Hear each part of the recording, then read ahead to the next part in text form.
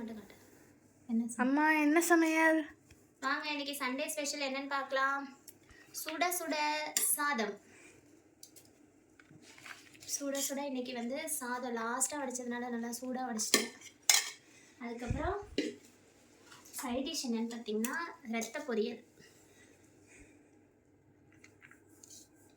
ஆட்டோடைய ரத்தம் பொரிச்சிருக்கேன். அதுக்கப்புறம் side dish பார்த்தீங்கன்னா ஈரல் கிரேவி. ஈரல் கிரேவி வந்து எப்படி இருக்கும்னு தெரில, நான் இப்போ தான் ஃபஸ்ட் டைம் செஞ்சுருக்கேன். ஹீமோக்ளோபினுடைய அளவு வந்து இன்க்ரீஸ் ஆகும்னு சொன்னாங்க, அதனால ஆட்டு ஈரல் கிரேவி.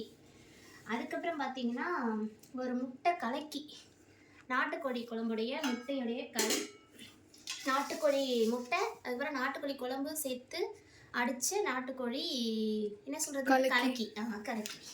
அதுக்கப்புறம் இது பாருங்கள், இது வந்து நாட்டுக்கோழி குழம்பு. சின்ன வெங்காயம், மிளகு, சீரகம், கசகசா எல்லாமே அரைச்சி போட்ட நாட்டுக்கோழி குழம்பு.